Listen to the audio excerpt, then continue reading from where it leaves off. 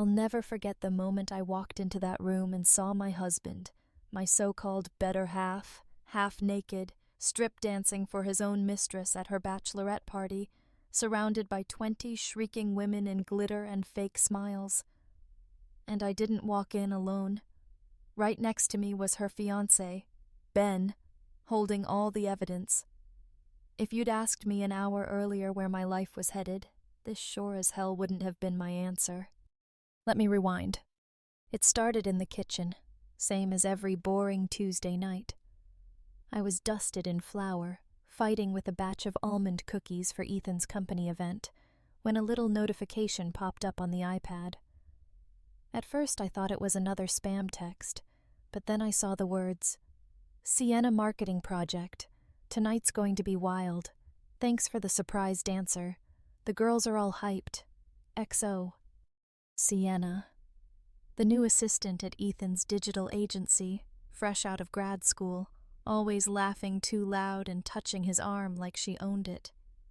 I'd seen her once at the company Christmas party, felt a flicker of jealousy, blamed myself. 12 years of marriage, and I still wanted to trust him. Stupid, right? I clicked through their message thread.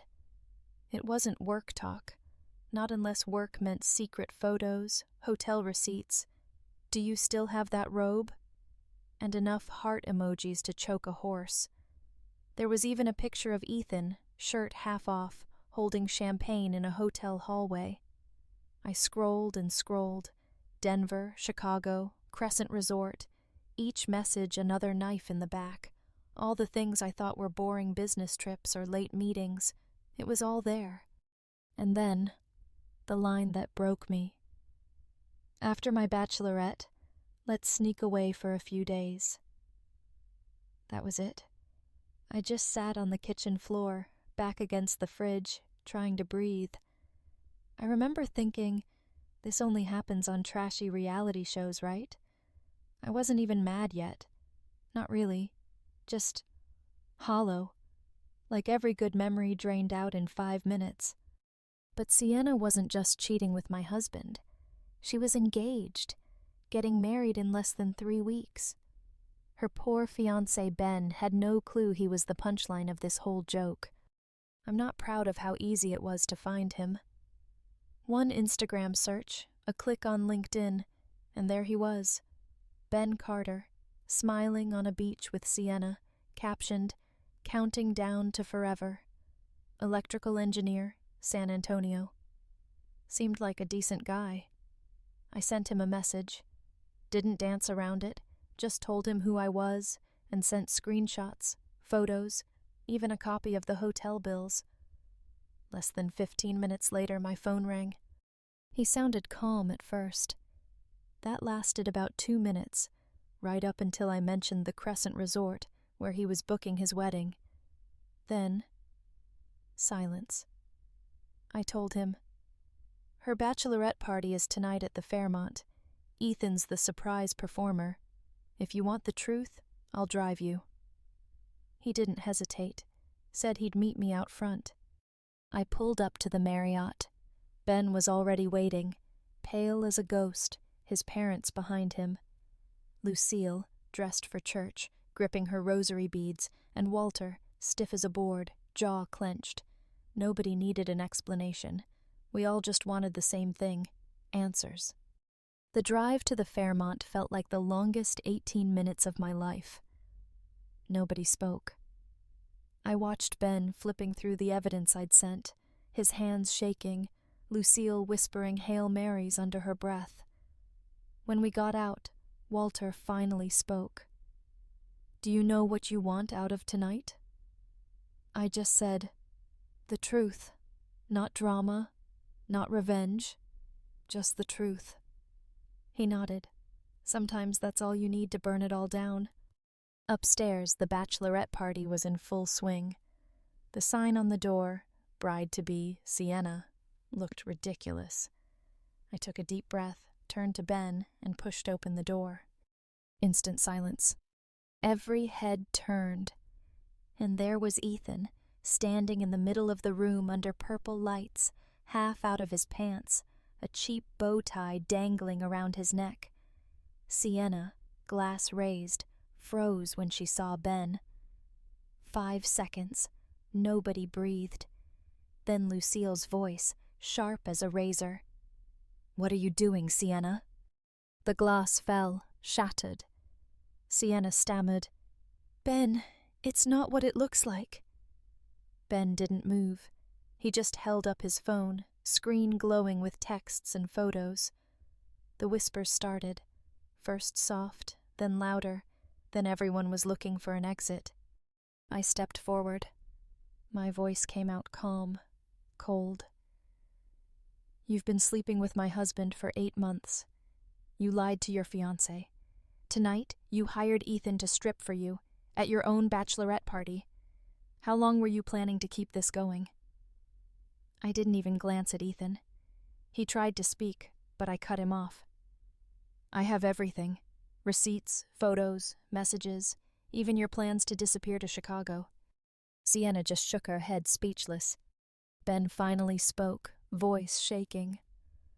"I booked the flights, paid for your honeymoon suite, ordered the flowers, hired the band, even picked your dad's tux. And you're here with someone else's husband?" He slipped off his engagement ring, set it on the buffet table. Sienna tried to reach for him, but he stepped back.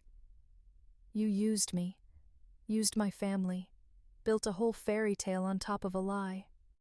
In the corner, Lucille pressed her hand to her chest, eyes wet. Walter's arms were crossed, face stone. One bridesmaid burst into tears. Another muttered, "You let us plan this fake party?" Ethan finally piped up, desperate. "I didn't mean for it to go this far. Sienna said it was just for fun, a party trick." I laughed, couldn't help it. "A party trick? The suit I found the receipt for? The one you claimed was a business expense?" I kept going. "You thought you were so clever, Ethan. You made a shell company, Madison Creative, drained our retirement account, funneled the money through Delaware, bought a condo at the Riverwalk under your name and Sienna's, mortgage, withdrawals, all under personal brand development. You really thought I wouldn't find out?" Ethan just stood there, mouth open. Sienna was white as a sheet. Ben's dad, Walter, finally spoke. "Sienna, you didn't just embarrass yourself. You embarrassed our family. All those relatives flying in next week. What are we supposed to tell them?" Sienna broke down, sobbing. "I just wanted something better, something safe." Nobody bought it. Her friends started to leave, one by one, grabbing their purses and heading for the door. The party was over. And just when I thought it couldn't get more surreal, the door flew open and in walked Derek Hall, the company's chief legal officer. Tall, stern, holding a briefcase. He marched straight to Ethan and Sienna, handed Ethan a termination letter for gross misconduct, and served Sienna a suspension notice for violating the company's ethics policy. "Congratulations, Ethan," Derek said, loud enough for everyone to hear. "You're fired for turning our company into your personal playground. $92,000 in unauthorized expenses, fake accounts, falsified travel records. And you, Sienna, enjoy your review. You both broke every rule you signed." Ethan looked like he'd just been gutted. Sienna just sat down, hands trembling. I wasn't done. I pulled out the folder I'd brought. "This is the formal request to freeze all joint assets. This is my preliminary divorce petition. And before you ask, Ethan, yes, I already moved my half out. You lost the house, the money, and your career in one night." No one said a word. Ben stared straight ahead, hollow, like someone had scooped out his heart. Lucille and Walter looked shattered but proud, like parents who'd done the only thing they could. Sienna sobbed, but no one comforted her. Her whole future just gone. And Ethan? He tried one last time.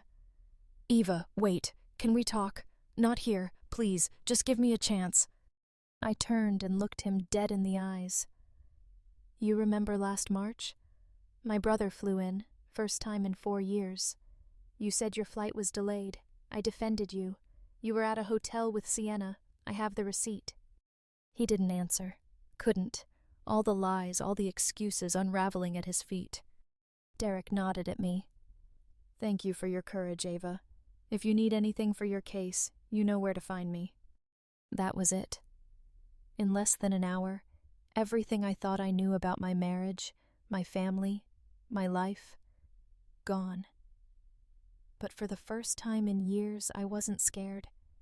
I wasn't waiting for an apology. I wasn't asking for closure. I'd walked into a room full of lies and left with my head up, the truth in my hands, and the power to start again. So, what would you do?